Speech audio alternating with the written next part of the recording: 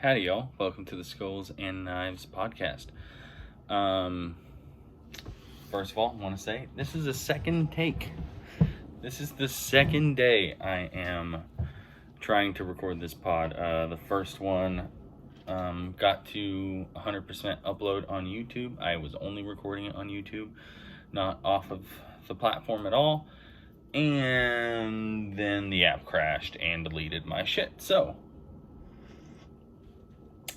welcome to take two. Drinking some wine, water, Naruto, vape.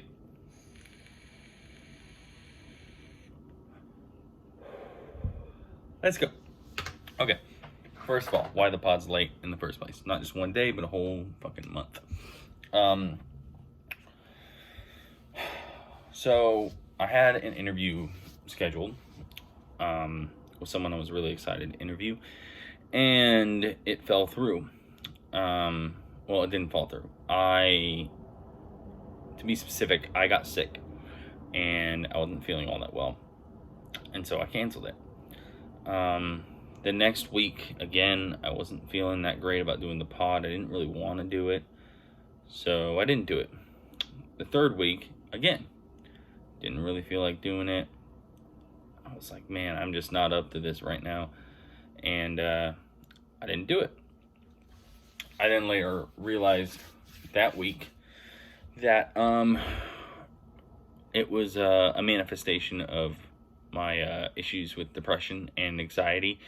Probably all of it, being cooped up in the house with cabin fever per se, and yeah, and I realized I just was super down and not feeling very good because of all this, the lack of connection to people that I am with on a daily basis. Even though I'm still working out, I was, my walking commute to work and me walking around all day at work, were gone. So a lot of my physical activity from every day was gone. And on top of that, I was staring at the same walls around me. So all that accumulated up, and I was like, all right, I'm going to do a pod. I'm going to do a pod this week. I'm going to do it, whether I want to or not, I'm going to do it. I started to address some of my depression and anxiety. Then George Floyd was murdered. And I saw the video, and I was angry, and I was pissed, and I was even more excited to do the pod because I would be able to speak my mind and talk about how deplorable it is, etc. Talk about dismantling the police, which we will talk about. But all these things I was really amped up to talk about and really angry about. And then I went to a vigil here in Portland for George Floyd. And one of the main things that they talked about was that we need to, as allies of Black people and people of color, need to listen and educate ourselves. Continue to be vocal, continue to be pushing the narrative of Black Lives Matter, but to also take time to educate ourselves, educate our communities, and to really listen to these Black leaders that have been in this fight since they were born. Us white folk don't have to deal with racism ever in our lives. And these leaders deal with it every day, both in a policy standpoint and in a personal standpoint. They have a lot of experience with these topics, not just living them, but also having to address them and finding new ways to work the problem. So, after that night, and after Trump he called me a Nazi, or he called me a terrorist, a domestic terrorist, excuse me. Me and everyone else involved in the Antifa movement. With those two things in mind, I decided not to do the pod partially because I felt like I wasn't fully educating myself, and I needed to wait and listen. Again, still pushing the narrative, and still donating to bail funds and whatnot, and still trying to educate others as well as I educate myself on these issues. On the other side of that coin, Antifa being called a terrorist organization, I was a little scared to put out a pod. I was nervous as to what that meant, nervous as to the ramifications of that, not just for me, but for my family. And yeah, so I took the week to process everything and get ready for this pod. I do not have a guest on today. I am just going to be talking about most of the things I just talked about now. And if anything, I want you to just come away with this. If you disagree with me, if you agree with me, if you kind of agree with me, if you kind of disagree with me, just take it as a moment to hear someone's side of everything, and take it as a totem to go and educate yourself more on why the Black Lives Matter movement is important,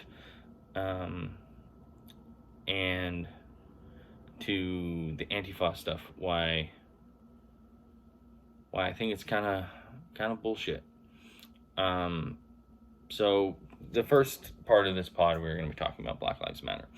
I want to say outright, I do not speak for the Black community. The Black community obviously has millions of voices all around the nation and all around the world. That I'll have something to add and to say to this. These are the ideas that stuck out to me as important and very cool ways to deal with policing issues and to deal with racism. And I also wanted to show, because I like to do my solo pods a little bit about some history, I also wanted to show the history of the police department and why it's important to really have these conversations about more than just restructuring police, but dismantling them and defunding them, demilitarizing them, and coming up with a different solution to keep the peace. So, without further ado, let's see, what do I have on the notes? Okay, first of all, just straight out, let's talk about Black Lives Matter as a saying, as a phrase, as a movement. No one, well, I won't say no one, almost no one, a vast majority, almost all of the people involved with the Black Lives Matter movement do not think that only Black Lives Matter. That's not what the movement's about. I would say 99.99999% of people involved in the Black Lives Matter movement are not saying that.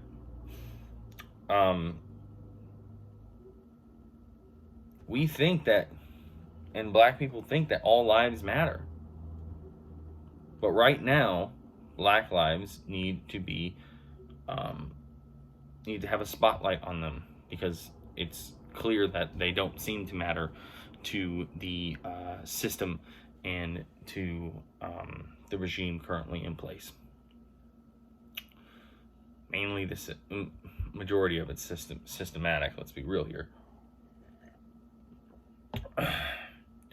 So, a good analogy for this that I saw online was, let's say you have a neighborhood, okay, and one house is on fire, and the firefighters go over there to, put out the fire. And all the neighbors in the neighborhood go, hey, why are you here for them?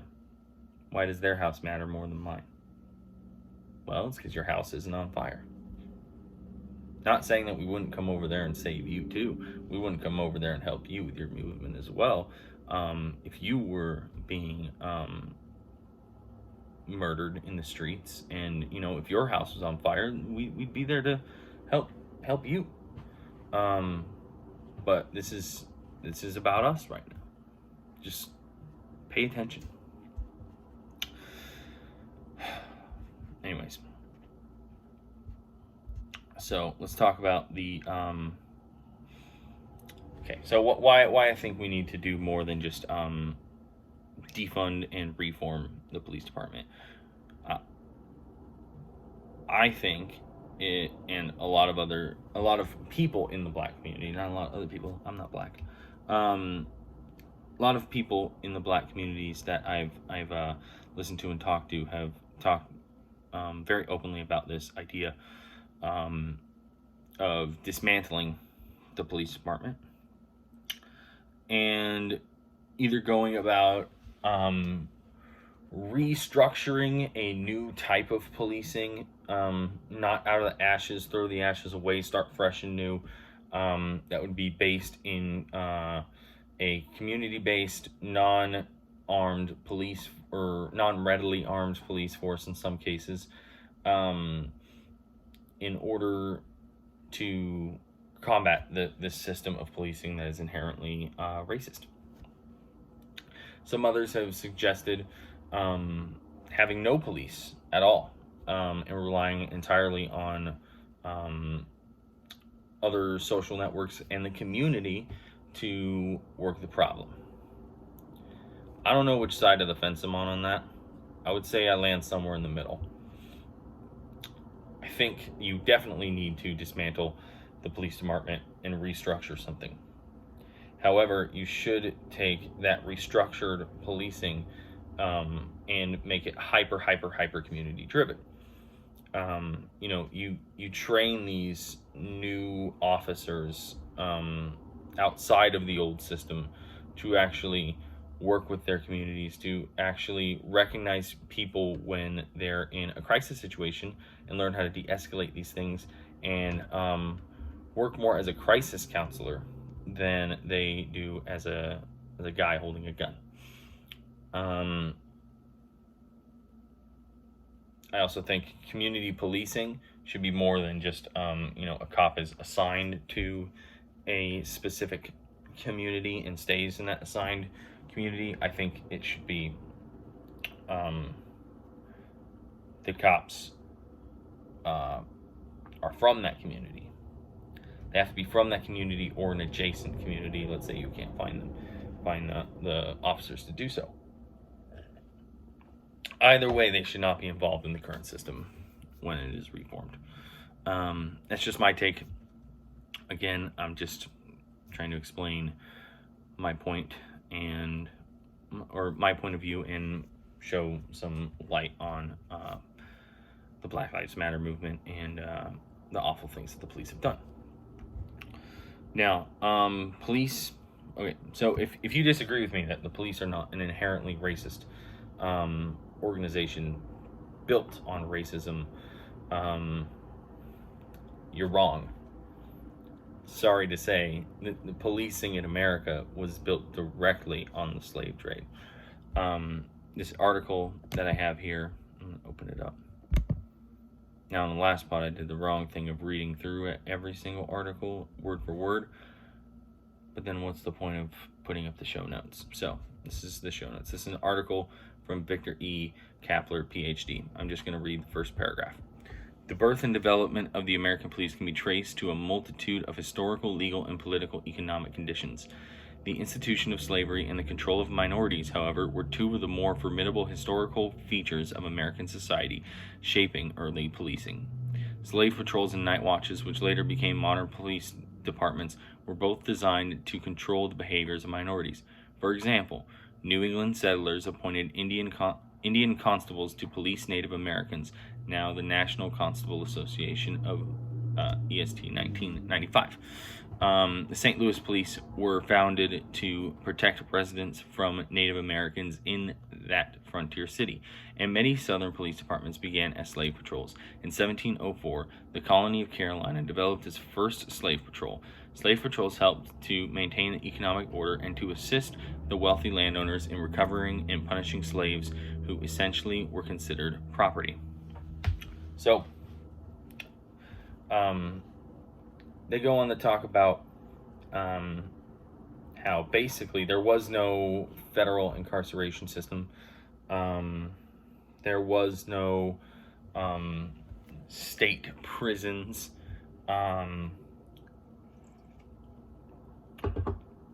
There were no established local police in America until the slave trade hit. Then you have them build their policing based off of looking for slaves, and many departments were built on this. In fact, the whole idea of doing patrolling and whatnot can be traced back to patrolling for slaves. And so you have an institution that basically worked the problem of okay, so for instance, the incarceration, I mentioned that. You did not have federal incarceration until post-Civil War, and that's when you had a ton of private and federally run prisons open up, and basically because slaves were even though they were freed, were still not considered a full citizen. They were able to arrest them and jail them for whatever the fuck they wanted to, and a lot of these prisons and stuff had contracts with the plantations to send them back onto the fields and work. So you see how this, and you can read this and you can Google and look into more articles, but this is a good place to start, as giving you a brief overview of what is going on. I also recommend watching the documentary, oh my god, 13th, I think that's what it's called, 13th, yeah. You know, learn about this stuff, because the police system in America, the incarceration system in America, was and currently is built to enslave the populace. I would say now it is stretched beyond just slaves and to poor and working class communities as well. And that's where, you know, my politics come into this, but these police systems are built on racism. Therefore, they cannot be reformed. They cannot just be defunded or demilitarized. They need to be canceled, full stop, and rebuilt. Okay, another thing that people argue with me about all the time was kind of what I just said, about the police actually kill more white people, which, if you're looking at direct numbers, is true. However, I would also argue, one, the current policing system is not just racist, it is also a capitalist agenda that serves and protects property and corporations and those in power, not the people. Therefore, white working class people and other people in America, including and especially the black community, get lumped into this prison system, which is, in my opinion, actually more of a slave labor system. But something that's important about the Black Lives Matter movement is pointing out that police violence here in America, first of all, isn't just unprecedented in comparison to any other country, but is completely disproportionate when it comes to black people and POs and people of color. This is from mappingpoliceviolence.org. I'll go ahead and read most of these stats.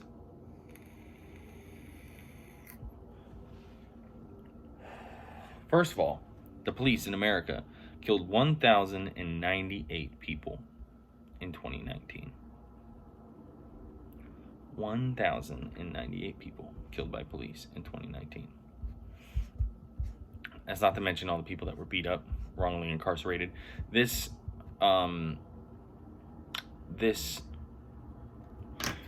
website is mostly and mainly talking about killings and murders. All right.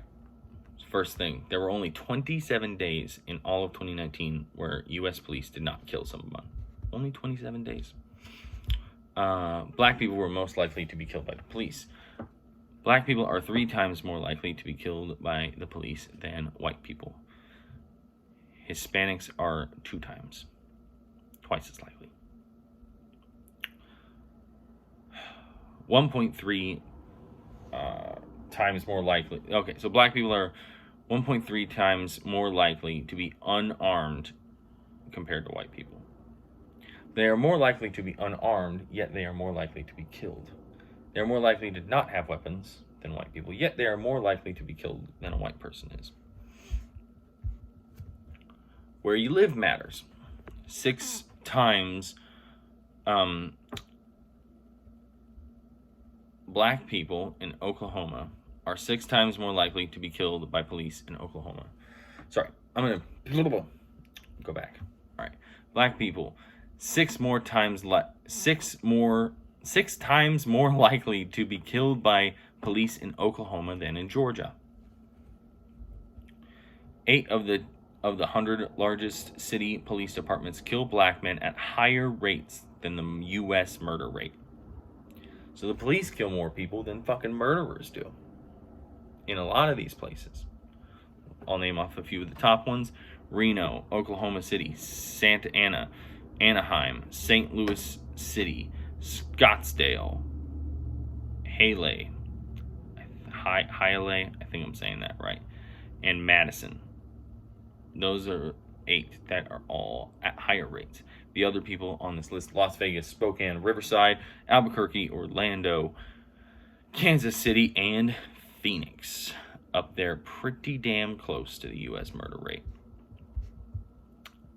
It's not about crime levels. Levels of violent crime in U.S. cities do not determine the rates of police violence. Again, if you're listening to this pod, I highly encourage you to go on your phone and, or if you're watching, go to another tab and while I'm talking, look at all these websites that I'm posted. They'll all be in the show notes. Levels of violent crime in U.S. cities do not determine the rates of police violence. So we're looking at, for instance, the level of police killing rates, starting in the top left corner at the highest, bottom left corner at the lowest, of the 50 largest cities in America, and it's a straight line down across, right? And then you look at the violent crime rates inside of these cities, and they are all over the place. I mean, the police killing rate is over double the violent crime rate as a whole in Oklahoma City. That's the number 1 offender of this thing. There's a couple cities where it's close, but again, the plot points are fucking everywhere. There's no correlation. There's no excuse for police violence. Buffalo, New York, population 259,000 roughly. About 50% people of color. Violent crime rate is 12 per 1,000. 0 people were killed by the Buffalo Police Department from 2013 to 2016. Orlando, Florida, population, we're almost the same size at 255,000. Percentage of people of color, 42%. Violent crime rate, 9 per 1,000. Again, pretty close. 13 people killed by Orlando police from 2013 to 2016. So, some cities aren't killing people and some are. There's no accountability. 99% of killings by police from 2013 to 2019 have not resulted in officers being charged with any crime. 99%. What's the likelihood of 99% of police killings being fully justified? I think we've seen with enough of the media and the video images that we see coming out from the black communities and the police's own fucking body cams that it's very clear that a lot of these are murders. Flat, straight out. So, you can look into that more on that website. And again, there'll be a few other links that you can look on for police violence, etc., etc. Okay, before I move on here, I would like to point out that no, I do not think I do not think that every single cop as an individual is bad. However, I think that they do and have chosen to work for and align themselves with a system that is inherently murderous, racist, and does not actually serve the people, regardless of why they joined. Whether they joined to try and change the system from inside, or they joined to be I'm going to be the good cop on the streets, right? I respect that, but bottom line is that you work for a horrible, evil system. You work for an evil organization that is the enemy of the people. It's the enemy of the world. It's the enemy of the working class as a whole. And you serve them. So in my opinion, only good cop is an ex-cop. Cop that quit, cop that retired, whatever the fuck it is. And they decided to stand up for the Black Lives Matter movement. That's a good cop. Does that mean that I hate the individual? No. I hate the system. I have all sorts of love and grace for the individual. I don't want to see police officers die. I do want to see the system they served crushed into the ground. Big distinction here. All right, one last thing that I thought was interesting when we're talking about defunding the police. Some people are saying like, oh man, we can't defund the police because it will, bring apart more crime and etc.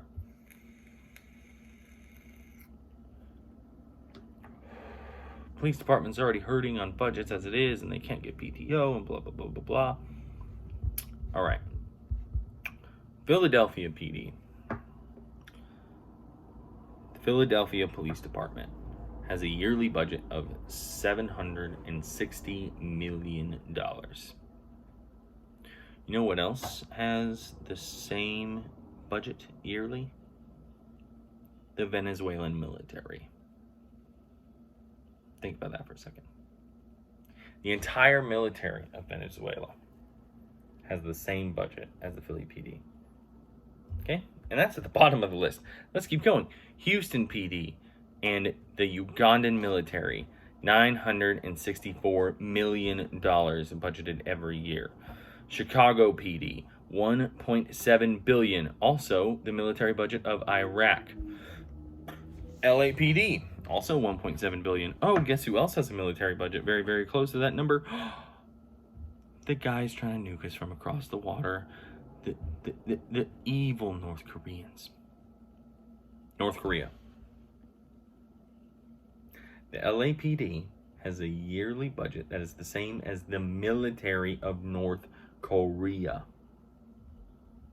A little unnecessary, don't you think? The fact that the LAPD can afford nukes, can afford missiles that can possibly go across the ocean. Think. And let's look at the worst offender, the NYPD. Yearly budget of $6 billion. Approximately the same as the military budget of Ukraine.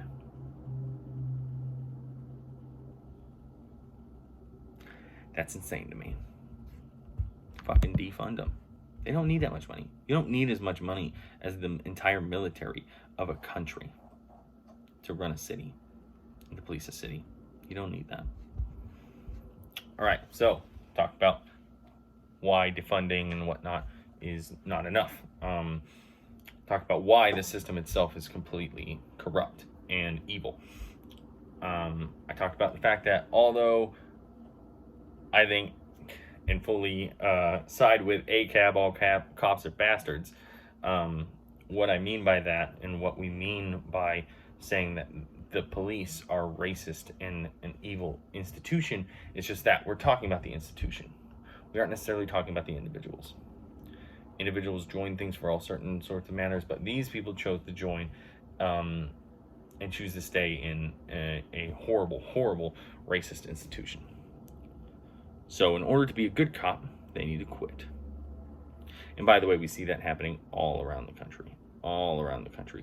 Dozens and dozens, hundreds and hundreds, probably soon to be thousands and thousands of cops from different local PDs are quitting because they joined to serve democracy and to help better democracy, not stamp it into the ground.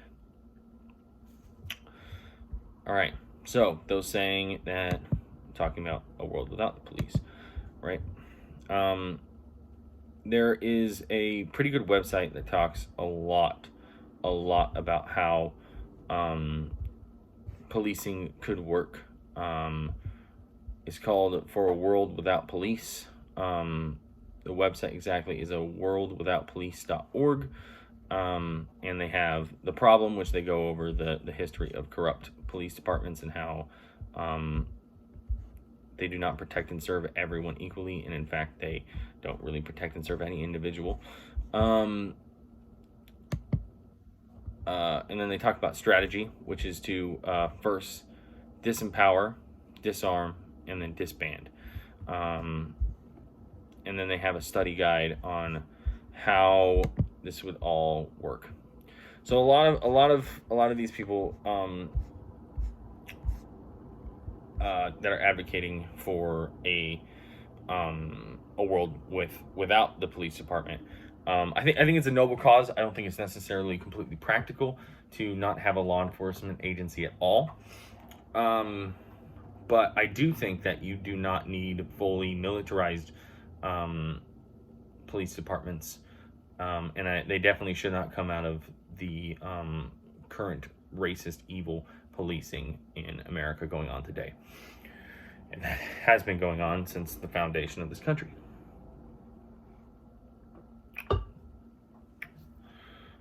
So I fully believe in the first part of this, right?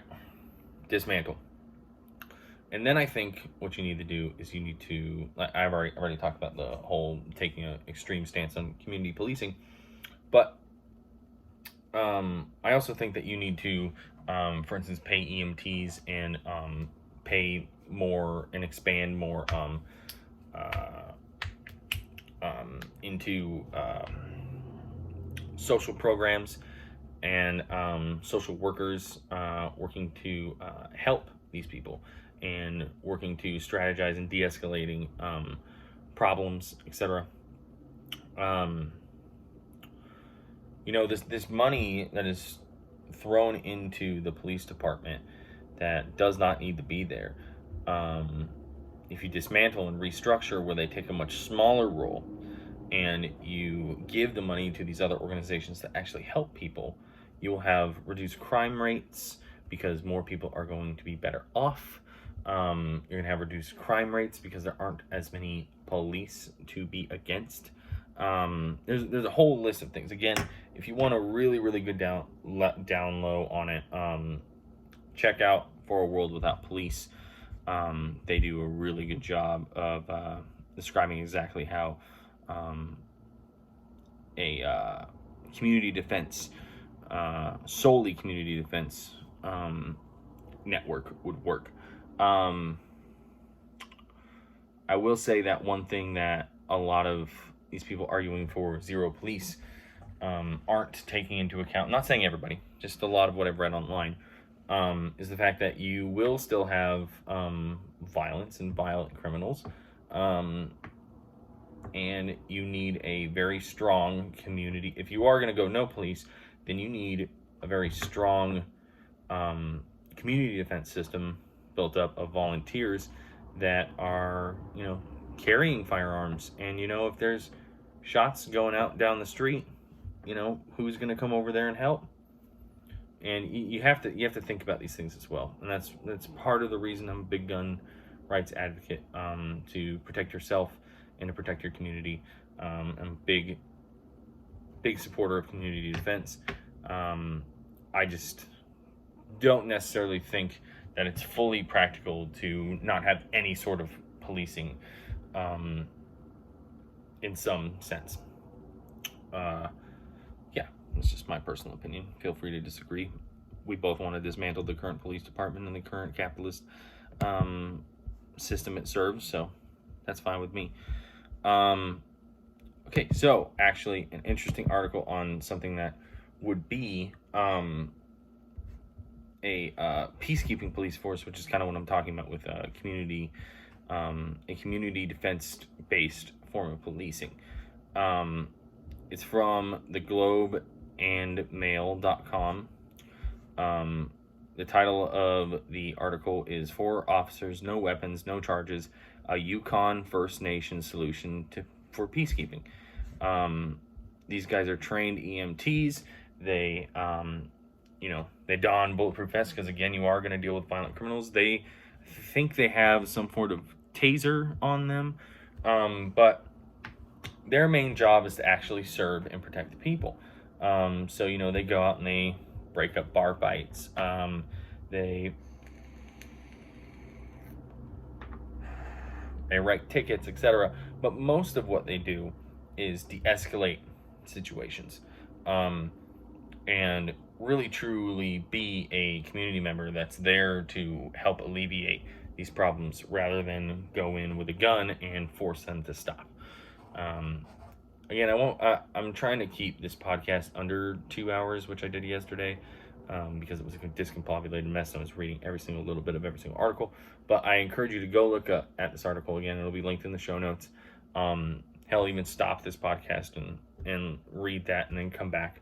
Because it's a pretty interesting idea of what I think community defense can really look like. And so it's pretty cool. Actually, no, they don't even carry tasers.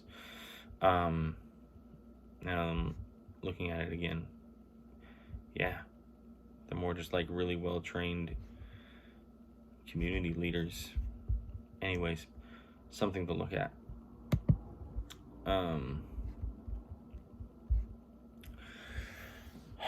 Okay, so we've kind of looked at some of the solutions to the current policing and why the current policing is bad. And we've shown evidence exactly that it is disproportionate to black people and people of color. Again, I encourage you to do more and more research by yourself and continue to learn more and more about this topic. There's one other thing that came with this whole discussion of the Black Lives Matter movement, and Antifa joining in with this, which they have joined in from the start. We as a movement in general, the lines are really blurred here when it comes to the Black Lives Matter movement and the Antifa movement. A lot of the things we all agree on.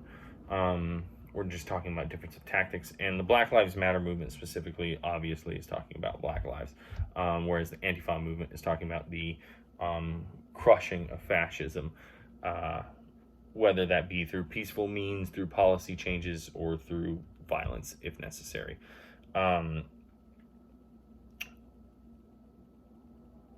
Anyways, all of these things are kind of connected and interwoven. This brings up the criticism of rioting and looting and rebellion and how it's evil and it's bad and it should never ever happen in America. And white people like to point out Martin Luther King. All hail Martin Luther King. Jesus, dude is a baller, all right? I have the utmost respect for Martin Luther King, and I am not shitting on his name whatsoever. But white people like to use some of his quotes and some of the things that he talked about, which are things he talked about, was having peaceful protest and trying to work through things peacefully. Coming to protest in your Sunday best and being like, see, I'm better than you.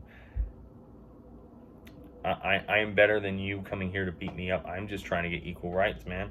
Look at me. I'm nicely dressed. I'm here out of love. And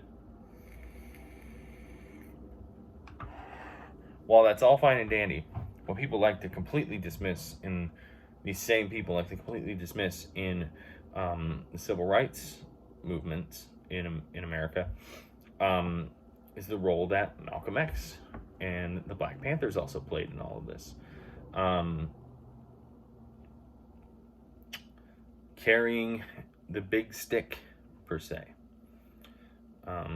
as Roosevelt would have said.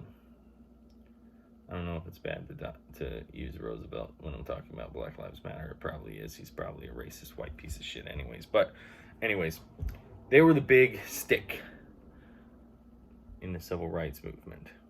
They were like, hey, this guy's going to speak softly, and we're going to carry the big stick. You don't listen, it's going to be bad news. And even Martin Luther King, I don't remember the exact quote, but talked about how rioting and looting is the message of the unheard. When people are not listened to, when they've tried calling their senators and they've tried peacefully protesting, they've tried writing letters to Congress, they've tried to boycott and picket and do sit-ins, take a knee, do all these things peacefully. If they still aren't listened to, then they're gonna riot to make you listen, to force you to.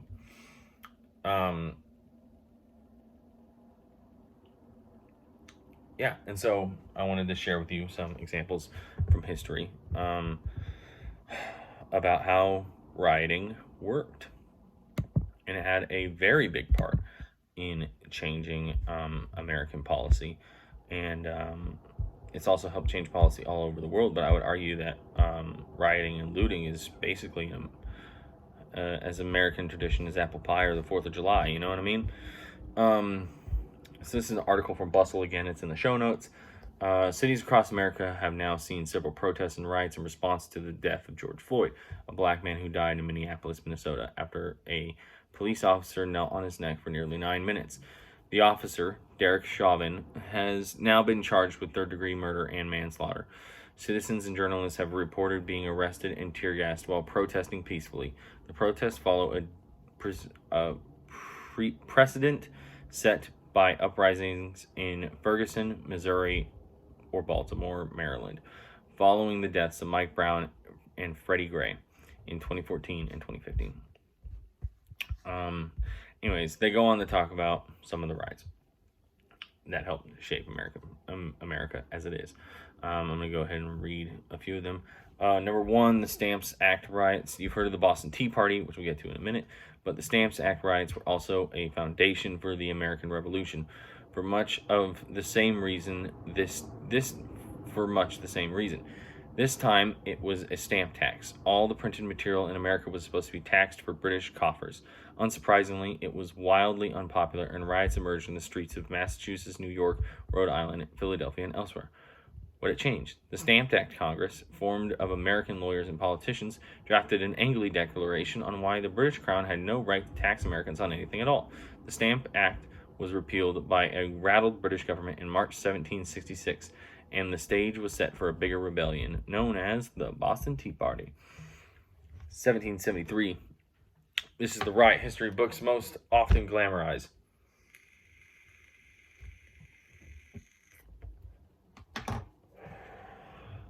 As every school kid knows, it was about a British tax duty again. This time on tea. The protesters famously tossed an entire shipment of tea belonging to the East India Trading Company into the Boston Harbor, some while dressed as Native Americans to emphasize how non-British they felt. What had changed? The British government was, of course, not particularly moved and attempted to retaliate, restricting America's already limited right to govern itself. The push towards war had begun, and the rest of the story is, well, history. Now, this is another thing I see a lot of people online discussing. They're saying, and this riot in particular brings it up, is when people point out the Boston Tea Party, they go, oh, well, they were destroying the property of the British government. They weren't destroying businesses. Now, first of all, they were destroying a business's property. They were destroying the East India Trading Company's property. Secondly, unfortunately, there are small businesses locally owned businesses, part of the community, that get caught up in the chaos of what is rioting and looting. And although this is sad, and I'm not pro destroying of community stores or businesses, what I am pro is destroying and looting government buildings, including police precincts, and as well as corporation businesses.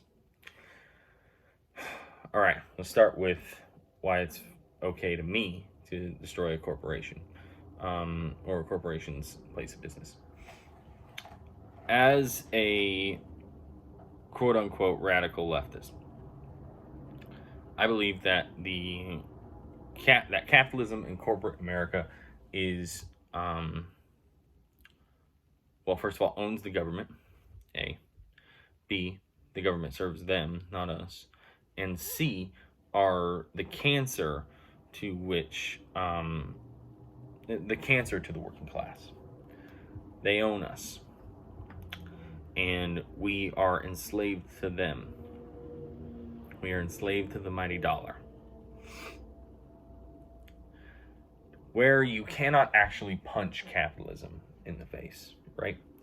You can punch the capitalist system in a metaphorical sense through several different ways.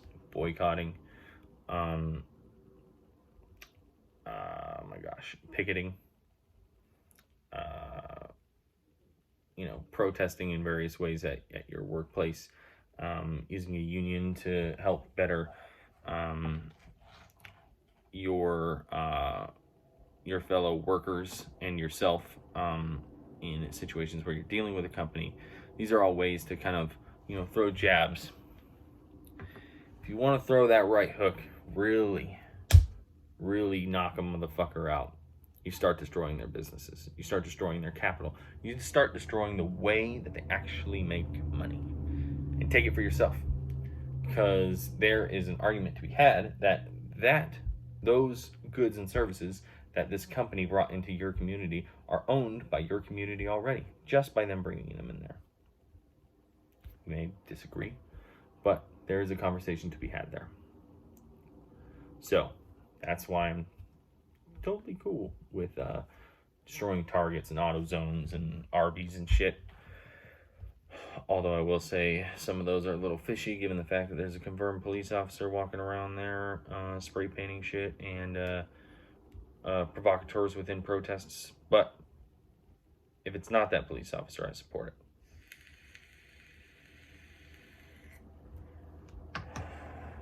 Okay. Why it's okay to me to destroy a police precinct or another government building or government statue or whatnot in a form of protest. That system is the system of police and this current system of government and the so-called democracy is the spear that helps poke and prod us and keep us in control. And the tip of that spear is the police department. The back end, the staff, is the government, and the guy holding the stick is capitalist corporate America. So, you're basically destroying a weapon that has been used against you to oppress you. I'm all for it. I will say additionally that I'm not for killing individuals. I am for, however, dismantling of the system. Also, another thing to note is with all these small businesses and such affected by the riots, many of them have been helped fully and have gotten way more money than they actually need to fix up their businesses and reopen. And very few of them have had to close down because of the rioting and looting, because the mutual aid organizations that work with the protesters and Black Lives Matter, etc., on a local level, have set up GoFundMes and whatnot to help fund them fixing up their stuff, because they recognize that these are the innocent or I guess if you're super against capitalism, they're not so innocent. But they are members of the community. They are just they are working class. They're just trying to scratch a living, um, and they don't deserve to be destroyed. So that's where I stand on that. Anyways, back to these riots. Pennsylvania Mutiny, 1783. Pennsylvania soldiers who'd fought in the Revolutionary War started a ruckus over the fact that the Congress of the Confederation, who were based in Pennsylvania at the time, hadn't paid them. Gross. 400 of them marched on Congress's base in Philadelphia, whereupon Congress itself was flabbergasted to find out that the state of Pennsylvania wasn't willing to do much to protect it. The congressmen fled. What it changed? Pennsylvania's refusal to protect Congress led to the idea in the Constitution that the federal government needed to have its own special district as a base, rather than relying on anybody else. Hence, the idea of Washington, D.C. was born. Now, granted, that was born out of these workers not getting paid, and if I remember the story right, they still didn't get paid, which is gross treatment of anyone willing to die for the freedom. But regardless, something changed because of rioting. The Dorr Rebellion, 1841. Rhode Islanders, led by Harvard-educated attorney Thomas Wilson Dorr, were irate at the very particular qualifications required to vote in elections. A man needed $134 in property to be allowed, which was out of reach for much of Rhode Island's populations and towns. And towns were represented regardless of their population. The riots were largely bloodless. One person died by accident, and Dorr was so popular that for a month and a half in 1842, Rhode Island had, in fact, two governments fighting for power. What it changed? The elected state government eventually lowered the property requirement for men born in America to $1, meaning that suffrage was hugely expanded. Women, of course, didn't get to look in for over 50 years. A step in the right direction.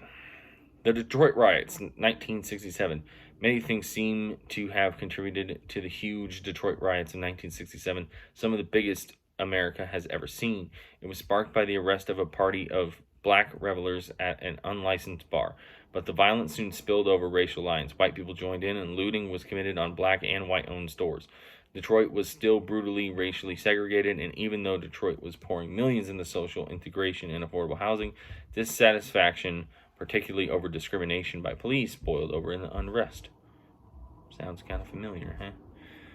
What it changed? Both good and bad things emerged from the city riots, but much stricter police protocols over hiring minorities, enforcing discrimination laws were put in place. A lot of government departments started recruitment drives for non-white people, and fair housing legislation was rushed through the state Congress. Number 6, this is an important one. Welcome to Pride Month, people. 1969, the Stonewall riots. LGBTQ customers at one of the only openly gay spaces in New York, the Stonewall Inn in Greenwich Village, were raided by police in the early hours of June 28th. Not unusual, as being a gay bar was still illegal in every state except Illinois. This time, however, the customers reacted badly, resisting arrest and forcing the police to barricade themselves inside the bar. Protests increased, and with many more people joining in, it carried on for 6 days. GLAAD calls the Stonewall riots a catalyst for the modern movement of LGBTQ equality. It marked the beginning of a fight for rights rather than an attempt to remain under the radar. The city's first gay pride parade was held in November of that year, and visibility and advocacy groups sprung up all over the nation by the next year. That event basically created what we now know as Pride Month and Pride Parade. Anyways, it goes on to talk about the Kent State riots, the Mount Pleasant riots, the LA riots. Again, what it changed in the light of recent killings of black people by police, Breonna Taylor, Tony McDade, and now George Floyd. Some would argue not much. South LA, the sparking point for riots, continues to experience gang and police violence in addition to widespread poverty. In 2012, there were calls for the LAPD to be investigated by the federal government. After 3 more incidents of violence, however, the very least, the LA riot started the conversations about racial compositions of juries, and a huge amount of charitable community organizations emerged afterwards to try and mend the damage. So, point being is that riots do change things. Riots do bring a voice to the voiceless. Riots do affect policy, and they can do good. All right, coming up on an hour here. Thanks for sticking with me. I would also like to mention real quick that this article didn't. When MLK was murdered, 6 days following his death, for 6 days following his death, there were riots throughout the country, all over the place. Brutal riots and looting. And on the 6th day, only after the 6th day, the Civil Rights Act was passed. Finally. Now, tell me riots are bad. Looting is bad. They're un-American. Whatever. Riots have shaped America. Riots have pushed boundaries and helped this country become better, along with many other countries. All right, so I'm going to go ahead and take a pause for a second. Let's talk about practical things that we can do as little people. About, as we've gone through all these topics, to expand our knowledge and to expand our thinking and to really do something. I know that learning all this, although not all of it was new to me, some of it was, really spurred me to do something. So what can we do? Well, again, I'll talk about what they talked about at the vigil for George Floyd from local black leaders in my community. Listen to black voices. Educate ourselves and others. Have conversations with our friends and, even more importantly, our family. Spread the word and never go silent, because silence is violence. Donate and protest. Okay? If you cannot protest, work your way down the line.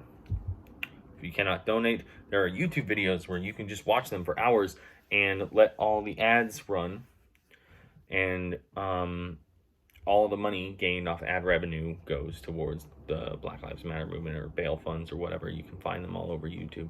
There are definitely creative ways to get involved. You can work with mutual aid organizations, etc., etc. I'm going to list a whole bunch of links to different mutual aid organizations, both nationally, mostly national databases to look up local bail funds and local organizations that are helping the Black Lives Matter movement and pushing towards the ideals behind it.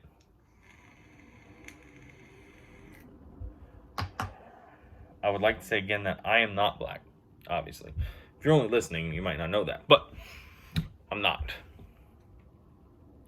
I do not pretend to know exactly what black people are going through, what any person of color in this nation is going through, but I choose and fully recognize my privilege, and I choose to support them in whatever way I can. That's why if you're watching this, unfortunately, I am not monetized on YouTube yet.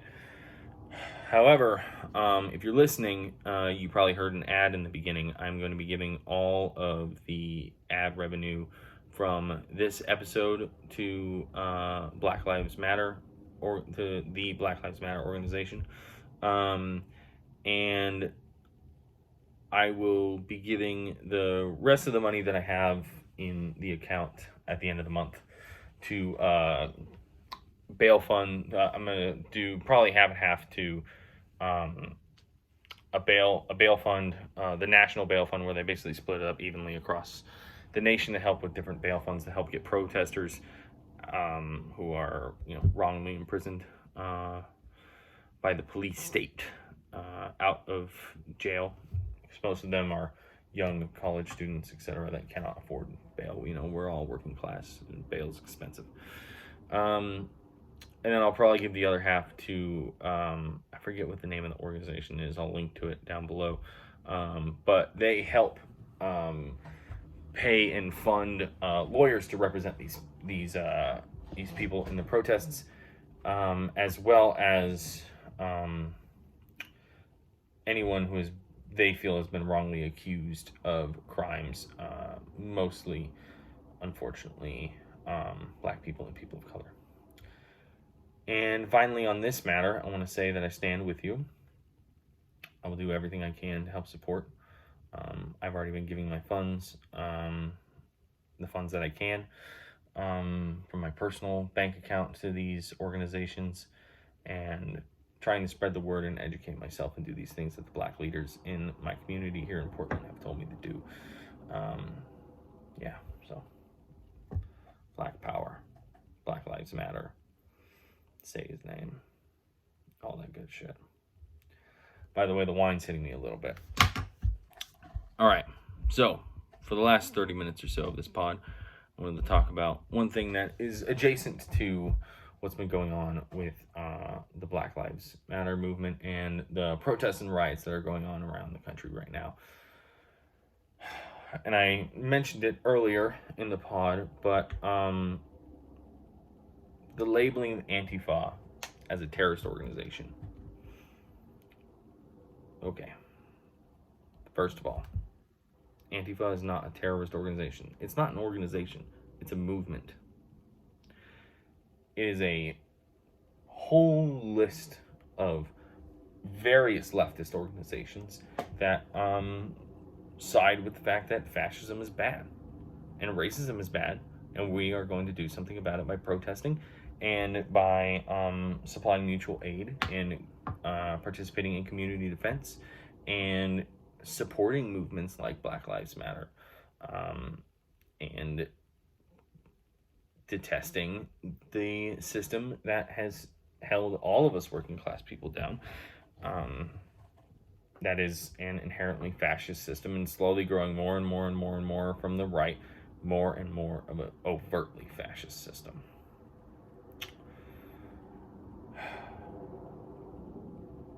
Okay. So, Antifa Bill that came through. Anyway, actually, you know what? I'm going to go back. Step back a little bit. We'll talk about the bill in a second. It'll be the last point in what I really want to talk about here with this labeling.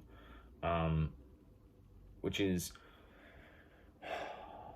I think, and a lot of people think, and I think I'm backed up by history, would say that Trump and his movement are very similar to the movement and the ideals and principles of what Hitler and the Nazi Party stood for. Now, if you're immediately turned off, you're like, oh my gosh, well, I'm a Trump supporter and I don't hate people and I'm not a fascist and, you know, I'm actually a loving person. I just want to make America great again, blah, blah, blah, blah. I'm sorry, but I don't think you're a moron.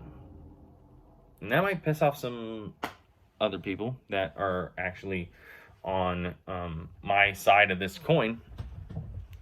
But I don't think you're stupid. I think that we're all easily conned, especially in the age of social media, to believe our biases and not look at things from all sides and all lights, and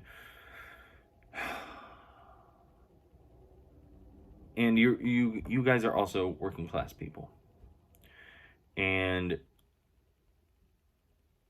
I don't really think you understand that the movement that you have put yourself behind is in fact a fascist or pseudo-fascist movement ran by a wannabe dictator.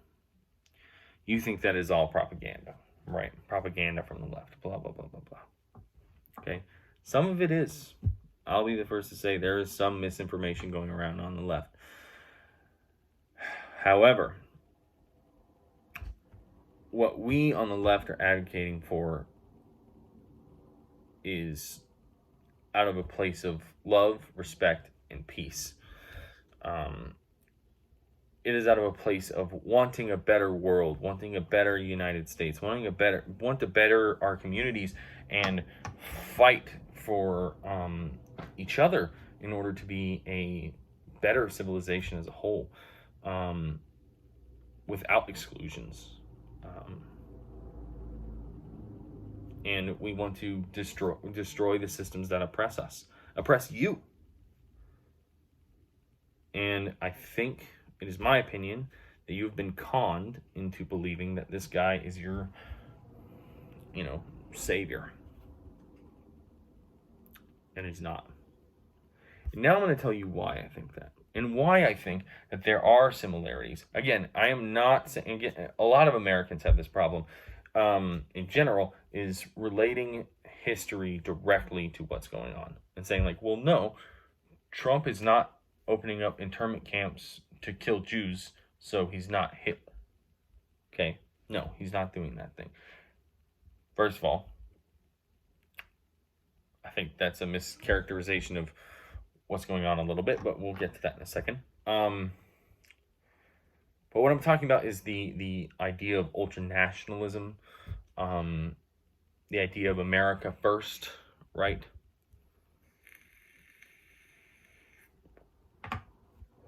These ideas are very similar to the ideas that got Hitler into power. These are similar to the ideas and tactics and ways of talking to people and ways of communicating his message. They're very similar. They're working on two different sides of the same path. And it worries me a lot. And so there's this really good article from Common Dreams, which, yes, is a leftist website, but they are talking about this book that Burt Newborn, who's one of America's top civil liberties lawyers, is talking about in his book, which he's listing the similarities between Trump and Hitler. Now, again, I urge you to go read the article. You can dismiss it all you want, but he does lay out some very, very good arguments and very cohesive arguments to why these two are similar and the Nazi movement are similar.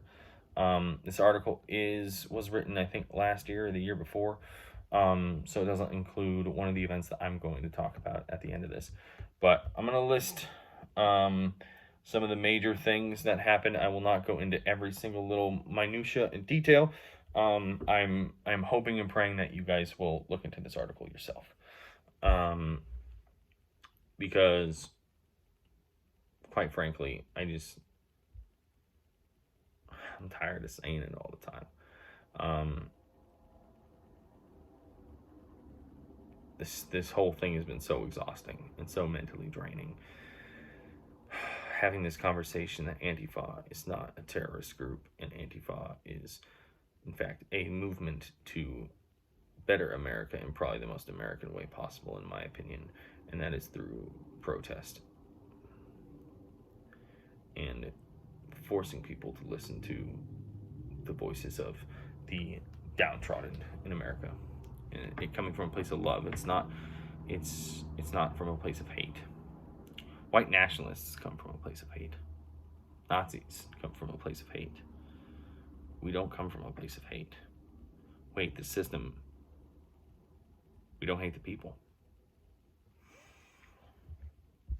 Okay. All right, I'm just going to go through this. 1, neither was elected by a majority. True.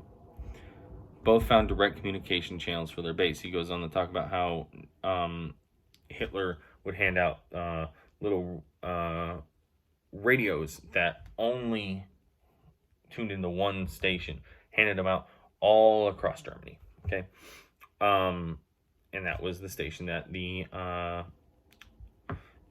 Nazi Party was broadcasting on. And so everyone, and this is before they took full power, but everyone had a direct line to Hitler and his compatriots' voices and their ideas. And they were able to propagandize very efficiently through that. He relates it very much to Trump's Twitter account, where Trump doesn't have to go to the garden and give a speech that's been written by people. He can just directly communicate to the people.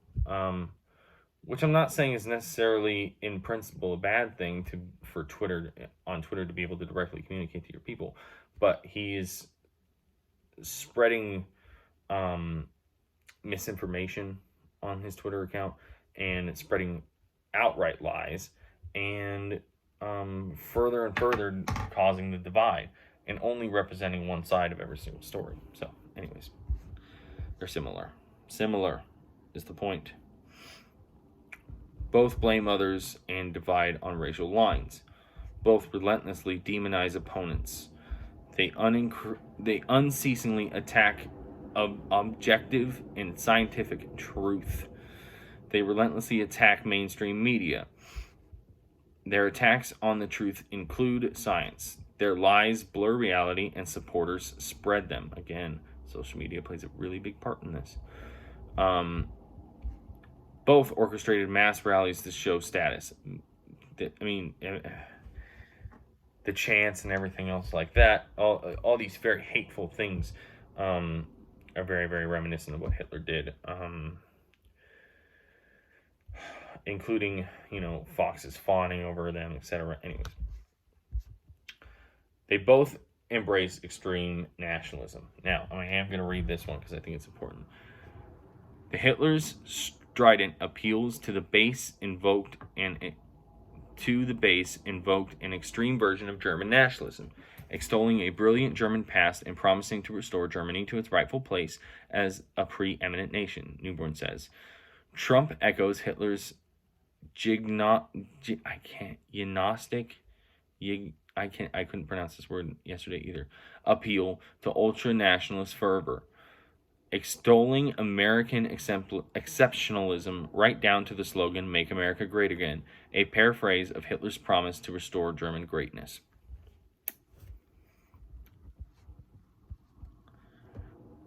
Both made closing borders a centerpiece. They embraced mass detention centers and deportations. Both used borders to protect selected industries. They cemented their role by enriching the elites. Hitler's version of fascism shifted immensely in power, both political and financial, to the leaders of German industry. In fact, Hitler governed Germany largely through corporate executives. He continues, meaning the author. Trump has also presided over massive empowerment and enrichment of corporate America. Under Trump, large corporations exercise immense political power while receiving huge economic windfalls and freedom from regulations designed to protect consumers and the labor force. Hitler despised the American labor movement, eventually destroying it and imprisoning its leaders. Trump also detests strong unions seeking to undermine any effort to interfere with their prerogatives of management. Okay, number 15. Both reject international norms. It's pretty obvious. They attack domestic democratic processes.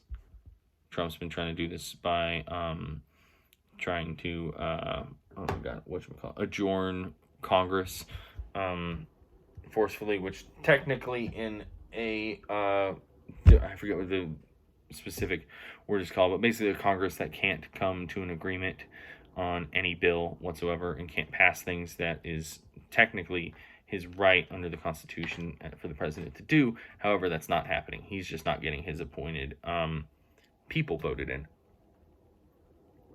However, they are not a lockjaw Congress. Anyways, both attack the judiciary and rule of law.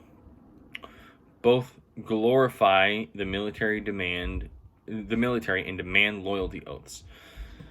Again, all you need to do is think back, and you can see it all over the place.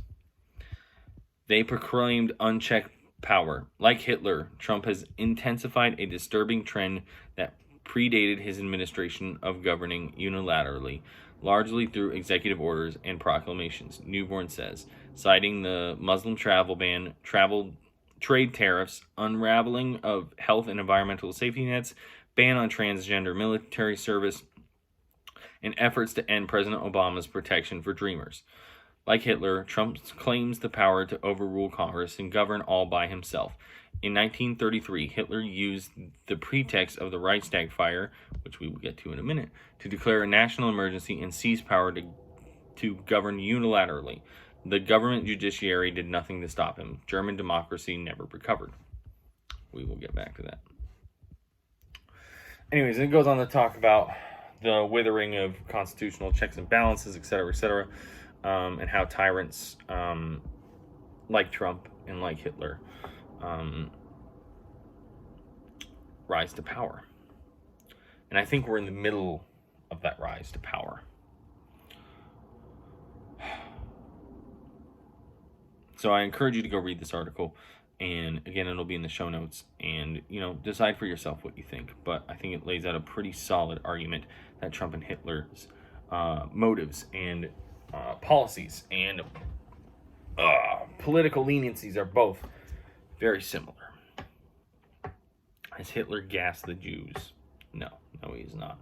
However, their fascist ideals are very, very similar. And I think that, and for instance, Hitler didn't gas the Jews until well after he took power. Personally, I think and am afraid that the days of the SS walking down the street is closely coming upon us. And the Reichstag fire, which was mentioned earlier, is exactly one of the big reasons, big nails in the coffin for this argument for me. So I'm going to link to this article by the Smithsonian Magazine, True Story of the Reichstag Fire and Nazis' Rise to Power. Okay? I'm going to break this down a little bit in a layman's terms, quick summary. Okay? The Nazi Party started to gain seats in the Reichstag, which is the German parliament. And they wanted more seats. So they started demonizing the Democratic Socialists, Democrats, and Communists that were all in the voted into Parliament. And they started gaining more and more momentum by bringing along more and more what would be equivalent to a Republican senator, and further right Republicans within the Parliament into the fold of their movement, gaining more and more votes. Now, they almost had a majority, but they couldn't quite make the hurdle. Also, this political party decided to make its own police force. And I relate this, again, similarly to the Proud Boys. They would go to communist and anarchist and democratic socialist and Democrat protests and picketing against the Nazi Party and beat them up, kill them, light fires, incite riots, and basically fuck shit up. Now, the Nazis blame this all on the demonstrators and the protesters, and on the leaders of their parties, up to the point where the Reichstag, the Parliament building, was burnt to the ground. Now, keep in mind, the German Parliament's party, fake police force, the brown shirts, went in and accused 3 communists of doing it without any evidence that these communists did anything. They were all 3 members of Parliament. One of them, who was the leader of the Communist Party, saying that he was the big mastermind behind the plot. Eventually, to get his comrades back home and out of the way, he said that he did it himself. He was later executed, and Hitler used this to basically justify taking over that last little bit of votes, dismantling the Communist Party in Germany, round up any communist, democratic socialist, Democrat, and anarchist, arrest them, sometimes executing them, and sometimes throwing them in concentration camps. All in the idea that they burnt down the precious Reichstag building. Now, this was a well accepted fact of history. However, new evidence shows that it is plausible. I would personally, and this could just be my bias talking, but I would say much more plausible that Hitler burnt down the Reichstag. Hitler and the Nazi Party burnt down the Reichstag themselves and then blamed it on the communists. If you look at the timelines, etc., of where these communist communist parliament people were, the fact that at the time the Nazi Party had surrounded the Reichstag and wasn't allowing anyone in to do their jobs, meaning that none of the communists could have gotten in there to light the fire. And lots more evidence, etc., explained a little bit in this article. And they have resources and citings to some of the research papers that discuss this. But that it was actually Hitler's doing. Okay. Why is this similar to Trump? Trump has been using the George Floyd protests and the workings of a movement against his own fascist white nationalist ideals as a scapegoat for what's going wrong in America, similar to how Hitler blamed the Communist Party and the unions and the Jews and the gypsies. Basically, anyone who thought differently of him was the problem.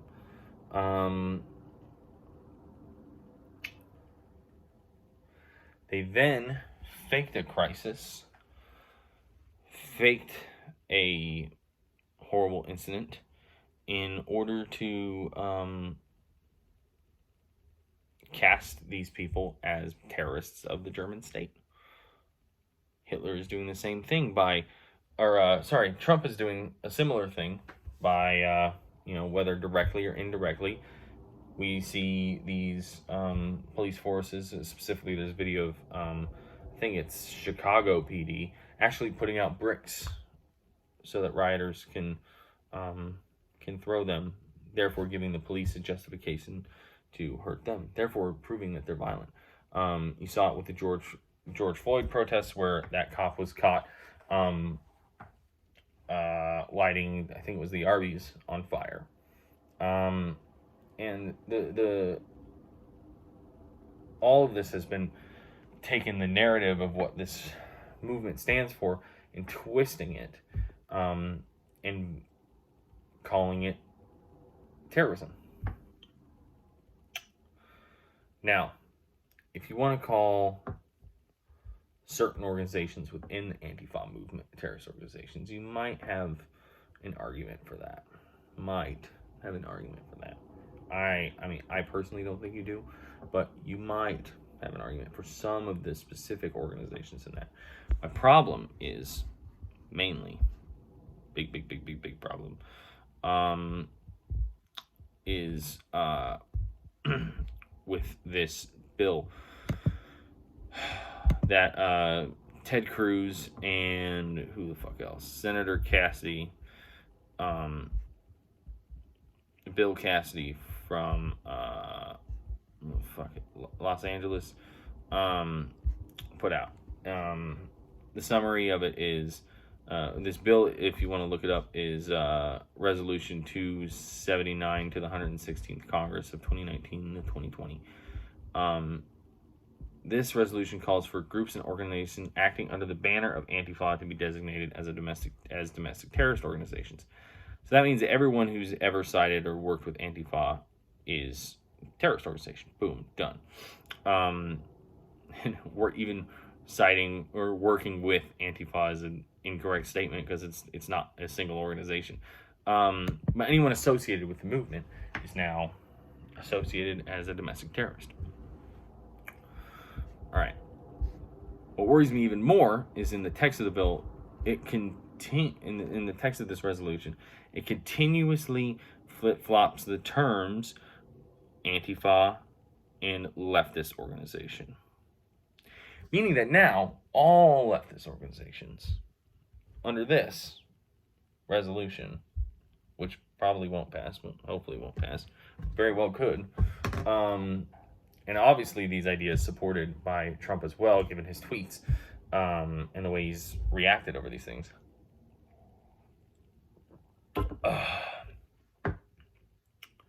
So very much that anyone that they say is Antifa is not Antifa, and therefore they're a terrorist. Anyone that disagrees with them is therefore a terrorist, an enemy of the state, and they should be stamped out with impunity and rounded up and blah, blah, blah. Do you see where this is going? History may not repeat itself directly, but it does repeat itself over and over. And I think if we're not careful here, we are going to see history repeat itself very similarly. We have to be more vigilant to be against this kind of shit from the American government.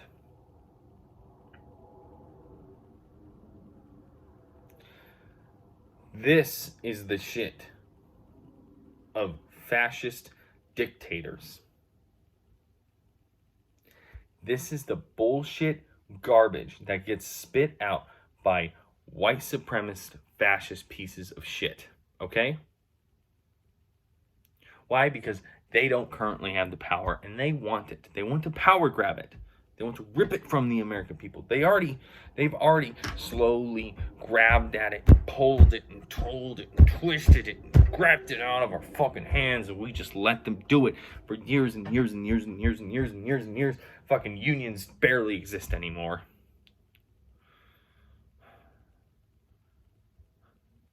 The working class people being able to own weapons to defend themselves is slowly becoming non-existent, even under this supposed right-wing gun-toting guy still taking your fucking guns away. Slowly disarming and taking away the power of the people so that he can then, if it's not him, it'll be someone else real close in the future, can sink their fucking claws into us. And again, I will say again that I think that sooner rather than later,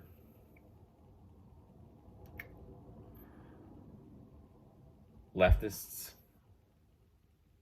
everyone from Democrat onward, is going to be slowly and systematically rounded up and called domestic terrorists over dumb shit. And if you don't believe me, I believe it has already started. You remember that old man who was peacefully protesting in Buffalo, New York, who got shoved by the police and broke his skull, bleeding out of the ears? Still in critical condition to this day. Still. This article fucking load.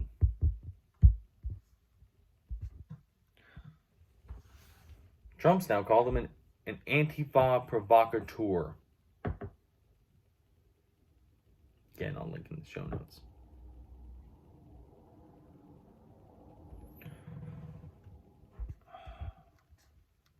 It's already happening.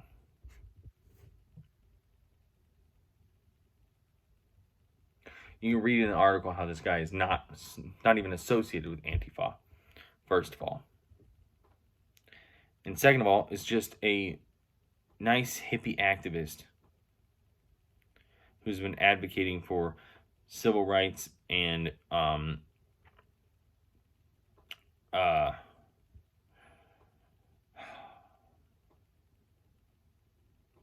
climate change resolutions for a long time now.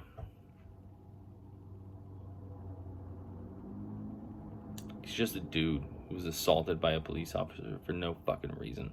And Trump is now justifying it by calling him Antifa terrorist. 75-year-old white dude who can barely walk.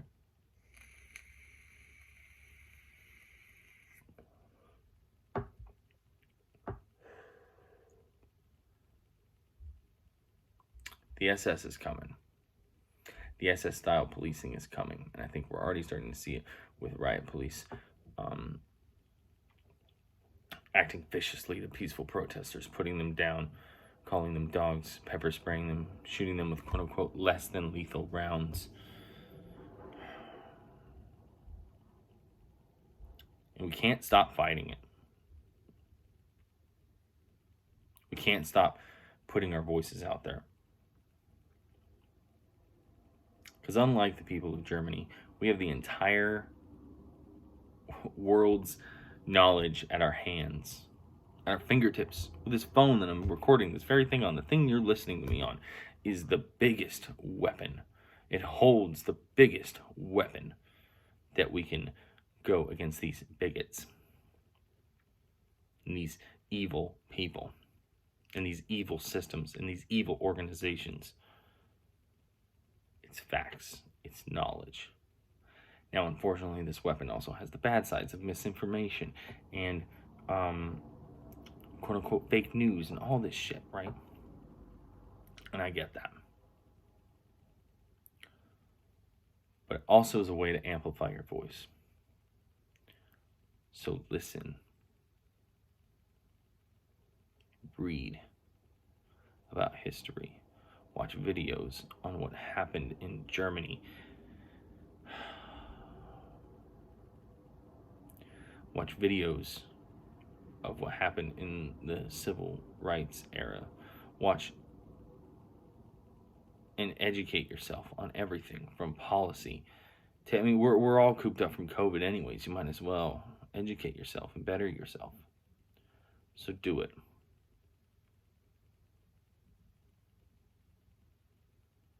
Be on the right side of history.